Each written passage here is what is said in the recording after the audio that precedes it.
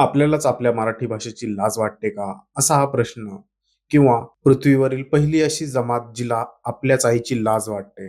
हे डायलॉग्स मला ऐकायला मिळाले एका ट्रेलरमध्ये. मूव्हीचं नाव आहे क्रांतीज्योती विद्यालय आणि हे ऐकल्यावर ना मला खरंच थोडा वेळ विचार करावासा वाटला, की खरंच हे डायलॉग्स जेन्युइन आहेत का? खरंच हे प्रश्न जेन्युइन आहेत का? आपण ज्या शाळेत शिकलो, जिथे first bench to last bench आपण बसलो, मधली सुट्टी, तो पीटीचा तास आणि अॅन्युअल डे होता. त्या शाळेबद्दल आपण कधी कसली जबाबदारी घेतली आहे का? की फक्त पास आउट झालो आणि चॅप्टर क्लोज केला? क्रांतीज्योती विद्यालय हा एक असा सिनेमा वाटतो जो एंटरटेनमेंटचा मास्क घालून अत्यंत महत्त्वाचे संदेश देत आहे. ट्रेलरची सुरुवात होते एका जुन्या मराठी शाळेत, एका जुन्या गावामध्ये. तिथे त्याच शाळेतील जुन्या बॅचचे स्टुडंट्स जमलेले आहेत आणि त्यांना कळते की त्यांची ही शाळा पाडली जाणार आहे आणि तिथं बांधलं जाणार आहे एक भव्य मोठं इंटरनॅशनल स्कूल. कारण डेव्हलपर्सचं असं मत आहे की जितकी पॉश बिल्डिंग तितकं शिक्षण चांगलं.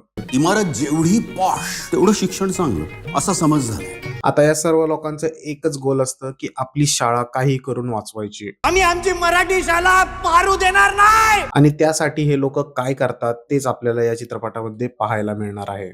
आता हा टॉपिक ऐकायला जरी साधा सोपा सिंपल वाटत असला तरी तो खूप डीप आणि गंभीर आहे.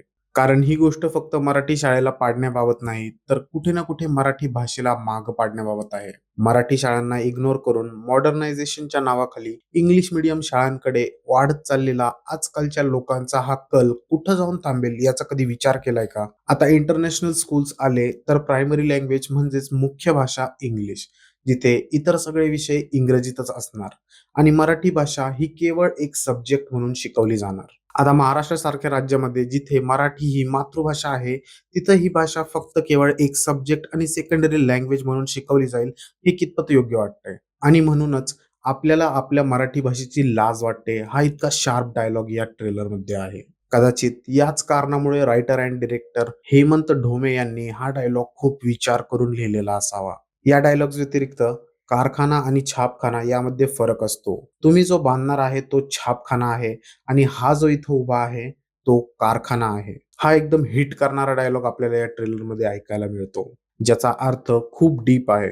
आता या गोष्टीचा कॉन्टेक्स्ट एक्सप्लेन करायचा झाला तर इंटरनॅशनल स्कूल्स आले म्हणजे भरमसाठ फीज आणि डोनेशन्स आल्या आणि सर्वात महत्वाचं म्हणजे स्टेटस सिम्बॉल.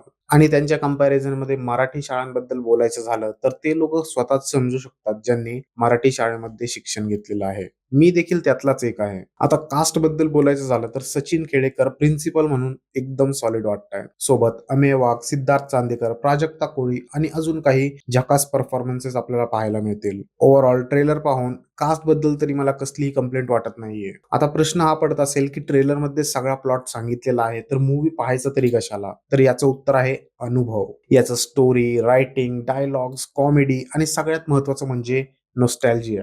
ते क्लासरूम मुवमेंट्स, ते फ्रेंडशिप्स, ते लहानपणी शाळेत एकत्र घालवलेला वेळ, ते सगळे मोमेंट्स तुम्हाला पुन्हा अनुभवल्यासारखे वाटतील, जे आता कदाचित फक्त तुमच्या आठवणींमध्ये राहिलेले आहेत. मूवी रिलीज होतोय 1 जानेवारी 2026 ला. परफेक्ट डेट आहे, कॉर्पोरेट हॉलिडे आहे. कुठलाही मेजर क्लॅश नाहीये. फॅमिली ऑडियन्स साठी एकदम परफेक्ट आणि सेफ रिलीज दिसतोय. हा अवतार फायर अँड ऍश आहे, पण मला नाही वाटत की फॅमिली ऑडियन्स तिकडे जातील. सो क्रांतीज्योती विद्यालयाला थिएटर्स मध्ये चांगला आणि लॉंगर रन मिळेल असं मला वाटतंय. आता तुमची बारी. तुम्ही मला सांगा, ट्रेलर तुम्ही पाहिला का? तुम्हाला तो कसा वाटला? कमेंट मध्ये नक्की सांगा. आणि जर तुम्हाला देखील तुमची शाळा, तुमचं मराठी आणि तुमचा पास्ट या ट्रेलरने आठवला असेल तर हा व्हिडिओ नक्की शेअर करा. कारण ही फक्त मूवी नाही, ही आपल्या सगळ्यांची गोष्ट आहे.